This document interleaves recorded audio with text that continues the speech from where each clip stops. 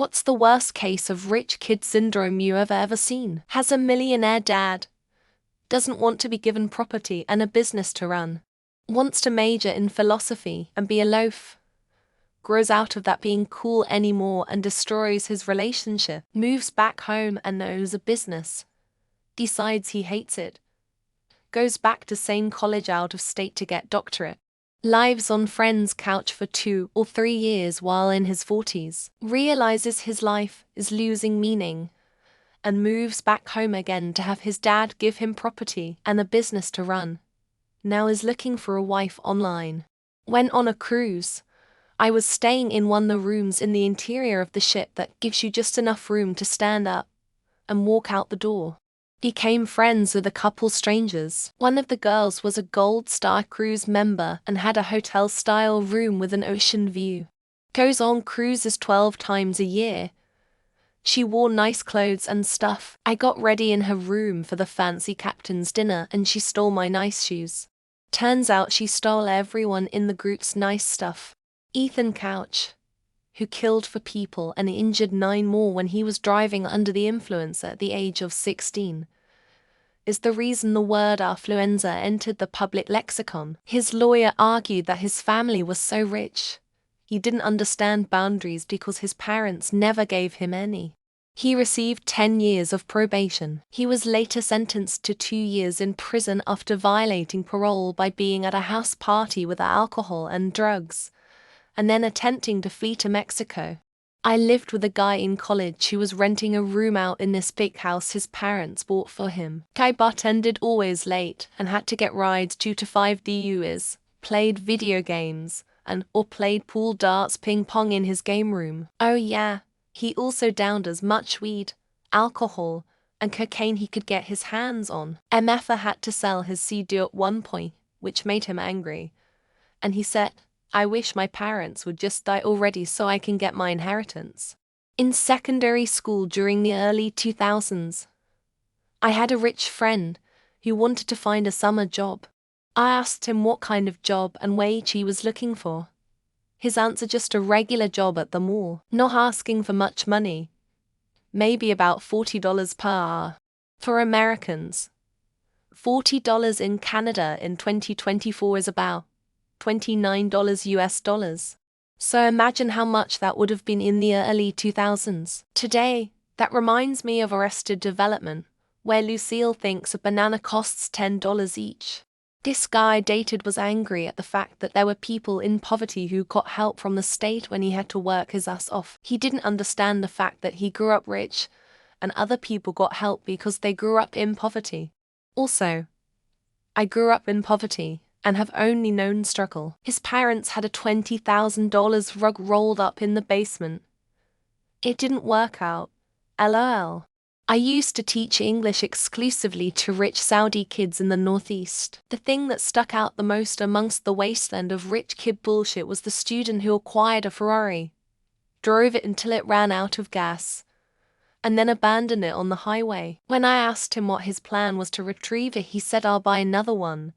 I think about that a lot.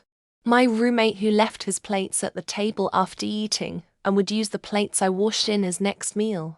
Finally, after a week, I blasted him to pick up his plates. He thought I was asking him to dump his plates at the sink. The next day, I blasted him again, and he realized that I wanted him to wash his own plates. He refused and left the place. NT houses, public tennis court, gated parks, etc., and was the biggest punk ever and tried to fight anyone and everyone who disagreed with him because, in his words, his mum and dad would sue any of us. This kid got beat up all the time, and I don't think anyone really liked him. In middle school, I watched a girl get upset and throw her brand new iPhone at a brick wall. Everyone was in shock at what she just did, and after a moment of silence she just giggles and says, "It's okay, my dad will buy me a new one." I had summer school with this same girl and she was getting picked up from the school in a Lamborghini every day. My freshman college roommate had his laundry picked up, cleaned, and delivered because he didn't have time to do laundry, because he didn't know how to use the machines and didn't want to learn. His mother agreed that laundry service should have been included in the price of room and board. I thought she was joking when she said this. The 15 and 16-year-olds on their daddy's boat throwing garbage cans full of trash in the ocean. This was posted in the last week and it happened off the coast of Florida at Boca Raton. The police tracked them down and the father told them this is not representative of the type of people we are. Sure it is. Entitled White Trash. Own it. The school district 1 teaching goes from affluent to refugee.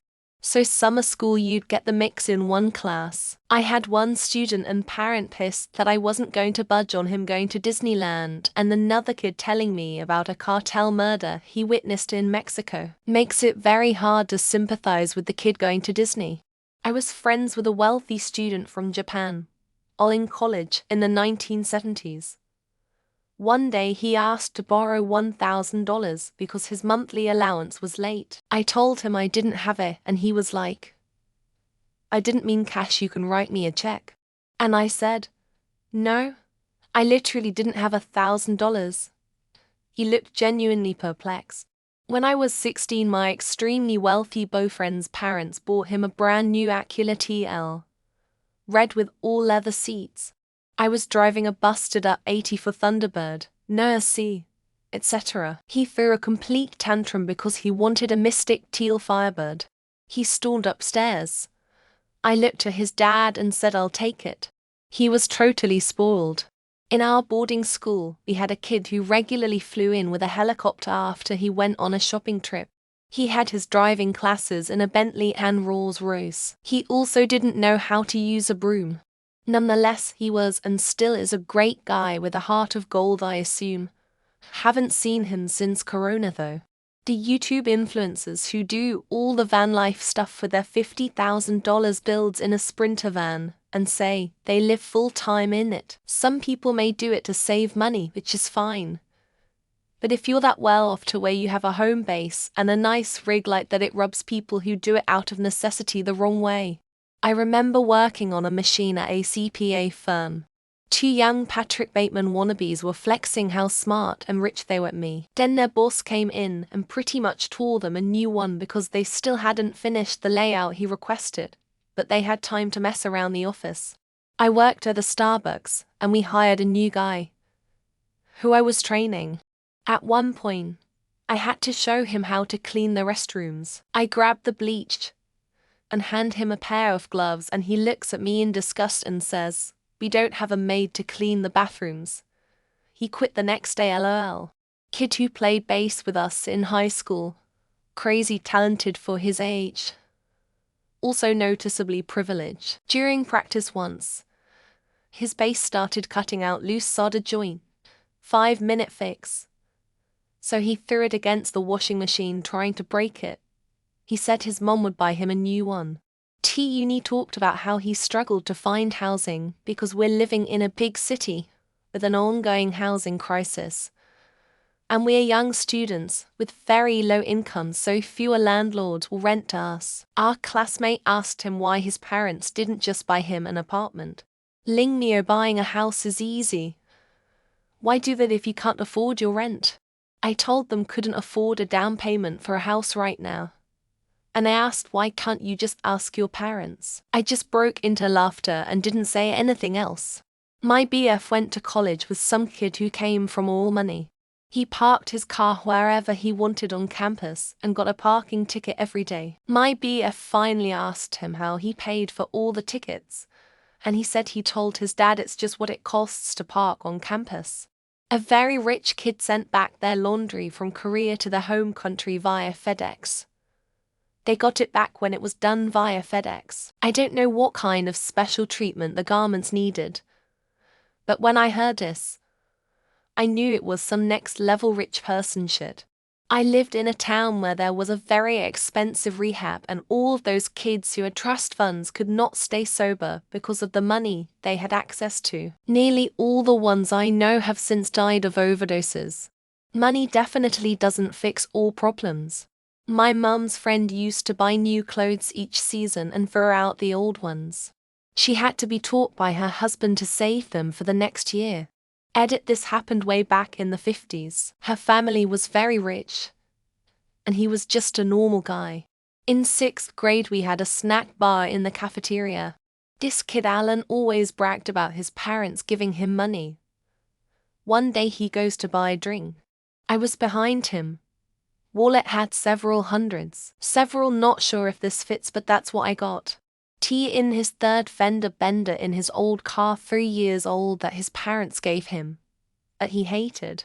So his parents were buying him an entirely new current year car to incentivize him to drive better.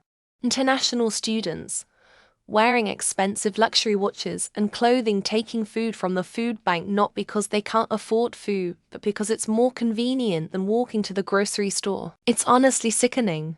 I had friends who got a rich kid as a roommate. They literally had to teach him basic tasks like how to clean the bathroom. He was a nice enough kid, just didn't have a clue because life was always magically taken care of for him. My boss killed 2 people while drunk driving and also was responsible for a death in the workplace.